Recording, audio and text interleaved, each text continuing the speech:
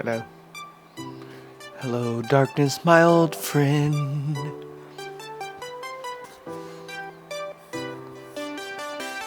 Hey guys, it is Devin from Adventures with the V's. Today I'm going to be talking to you guys about a turntable I've been working on recently. In the background I have my Sony stereo set up, and I recently sent that turntable to a dude who I would now consider a buddy. So we went from dude to buddy, to have him just kind of go through and repair it, as well as my amp back there. That amp is a Sony STR-7055. It's a 1970s amp, and I thought it was having some issues. However, I think a lot of the issues ended up becoming turntable issues and not necessarily it. So met a dude through YouTube who happened to be local to me here in Topeka, and he went through and replaced all the capacitors on that. Basically cleaned all the pots and just got it working really nice, all the lights looking really pretty, and then also did the same with the turntable, but it was still having some issues. It's kind of being a pain.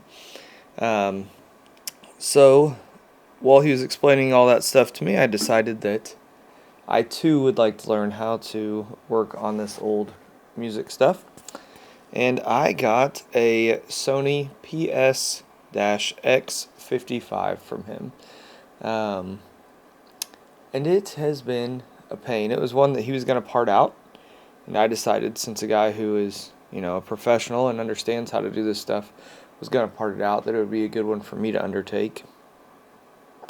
Not the case, but after doing a lot of reading, a lot of messing, I have finally got this thing.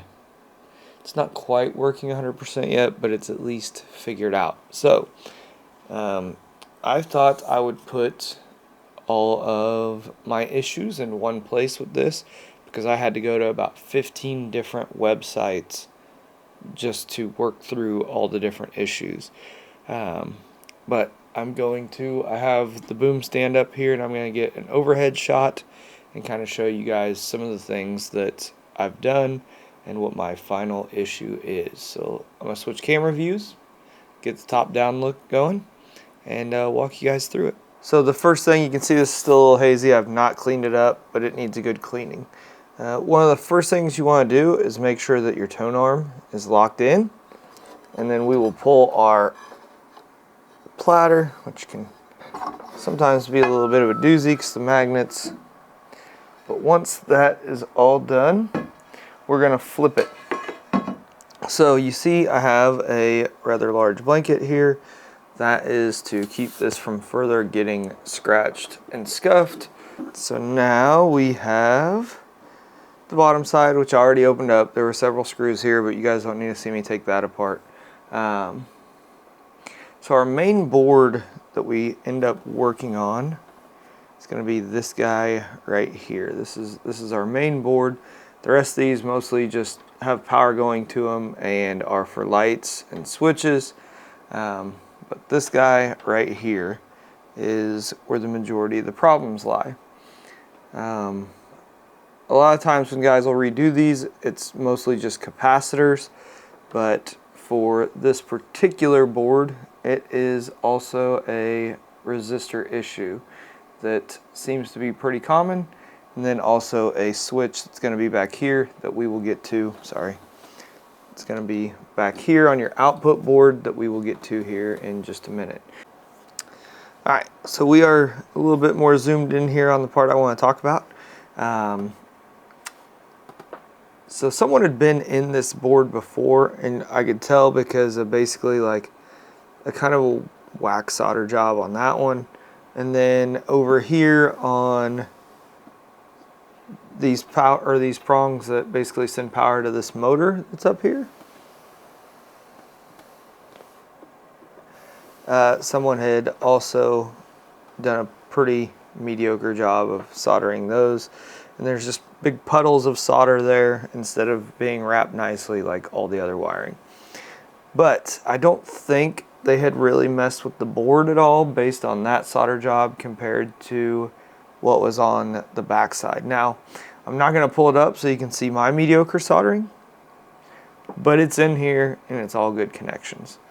So basically what I did was, there were some resistor issues that I found in either Reddit or Audio Karma, I don't remember, and they mostly pointed to these resistors here that are going to be your blue, silver, black with a gold band.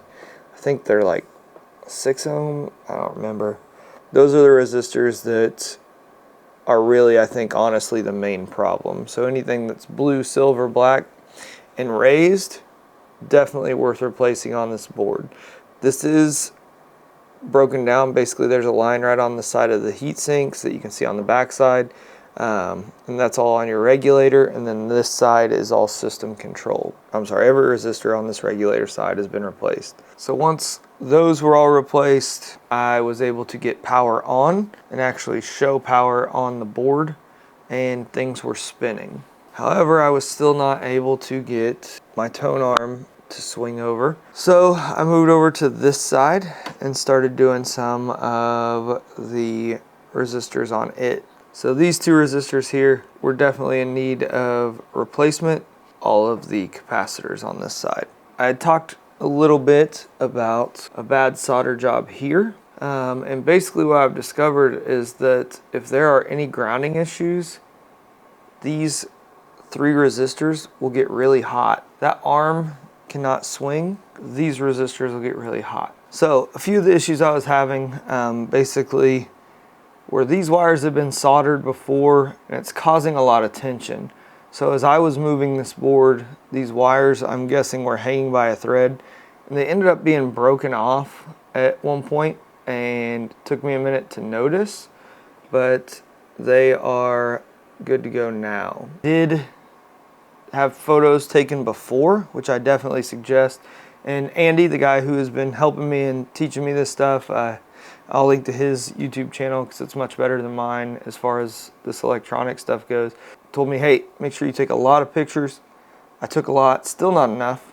These had busted off, and there were several times where I noticed that these little resistors were smoking.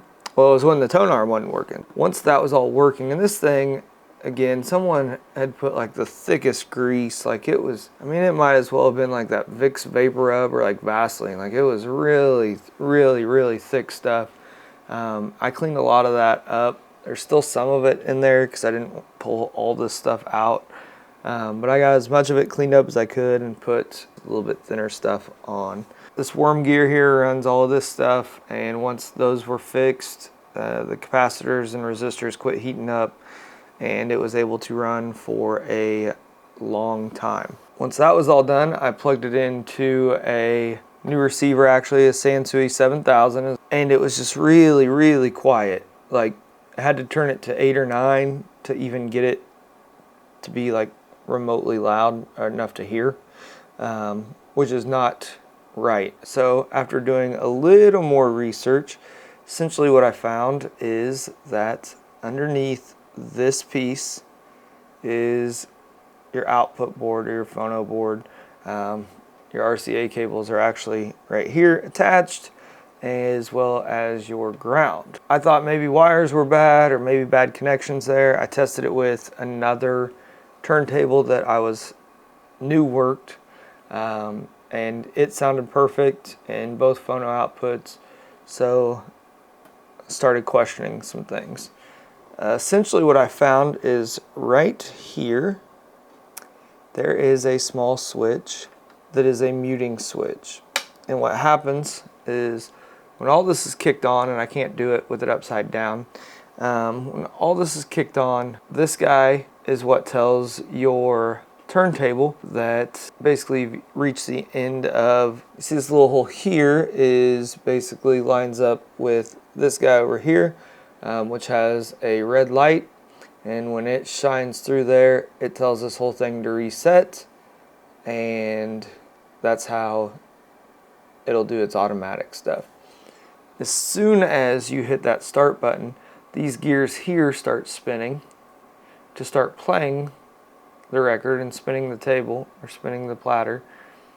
And this gets pushed out as it spins and should activate this muting switch. And there's no real great way to show you guys this muting switch, but that should kick on and it should start playing the music at the appropriate volume. That is not happening, and that is apparently a common issue with these Sony muting switches.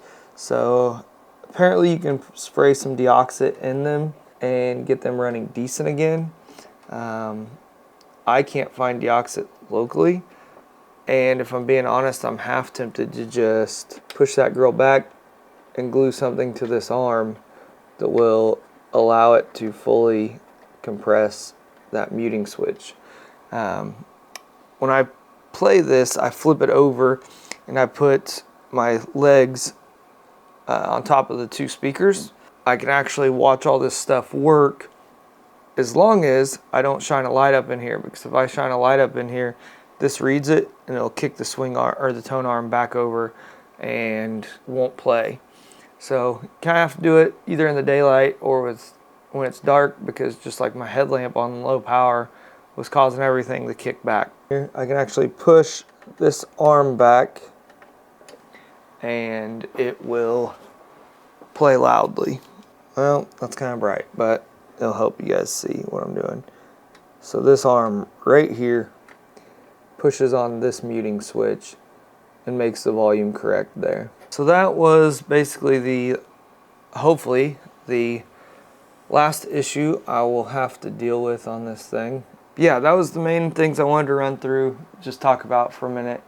Those are the main issues with this thing. Otherwise it sounds really, really great, but definitely some problematic things on it.